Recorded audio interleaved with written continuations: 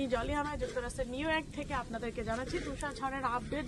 যুক্তরাষ্ট্রের নিউ ইয়র্কে শুরু হয়েছে ভয়ঙ্কর লেভেলের তুষার ঝড় এবং এই ঝড় গতকালকে থেকে শুরু হয়েছে, গতকাল মধ্যরাত থেকে শুরু হয়েছে এবং এই ঝড় চলবে আরও 2-3 দিন এবং শহরের ভিতর জনজীবন দুর্বিষহ হয়ে উঠেছে। শহরের মধ্যে প্রায় 6 থেকে 12 ইঞ্চি পর্যন্ত স্নোফল হবে এবং শহরের বাইরে সেটি 12 থেকে 18 ইঞ্চি পর্যন্ত হবে। রাস্তাঘাট পিচ্ছিল হয়ে গেছে, ট্রান্সপোর্টেশন খুবই দুর্বিষহ অবস্থা, কোনো কোনো ক্ষেত্রে ট্রান্সপোর্ট বন্ধ হয়ে গেছে, বাচ্চাদের স্কুল বন্ধের ঘোষণা দিয়েছে মেয়র মামদানি এবং কিছু কিছু ক্ষেত্রে অনলাইনে ক্লাস করতে বলা হয়েছে। এবং যারা বাসায় আছেন, যেহেতু আজকে সানডের কারণে অনেকেই অলস সময় কাটাচ্ছেন, কিন্তু যাদের কাজ রয়েছে বাইরে তাদের জীবন দুর্বিষহ হয়ে গেছে।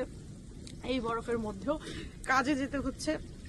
বাসা বাড়ির সামনে বরফ জমে গেছে, বাড়িওয়ালারা বের হয়ে এসে বরফ ক্লিন করছে, যেহেতু এটি সিটির নির্দেশনা রয়েছে বাড়ির সামনে বরফ জমে থাকতে পারবে না।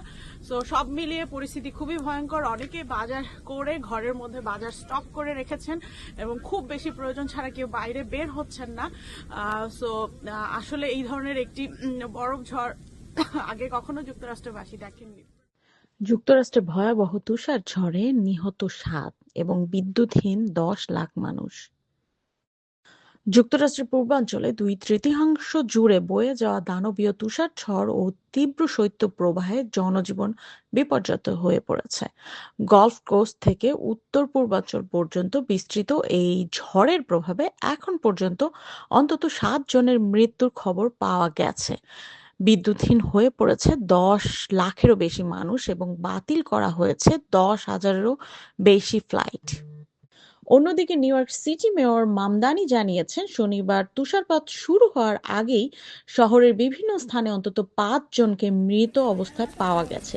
তিনি বলেন, যদিও মৃত্যুর কারণ এখনো নিশ্চিত হওয়া যায়নি, তবে এটি চরম আবহাওয়ার বিপদের একটি শক্তিশালী সতর্কতা। বিশেষ করে আমাদের গৃহহীন প্রতিবেশীরা কতটা ঝুঁকিপূর্ণ অবস্থায় আছেন তা এই ঘটনায় স্পষ্ট।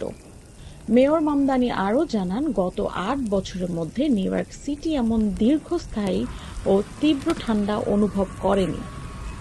পরিস্থিতি বিবেচনায় president Donald Trump South Carolina, Virginia, Tennessee, Georgia, Louisiana সহ 12টি অঙ্গরাজ্যে ফেডারেল জরুরি অবস্থা ঘোষণা করেছেন।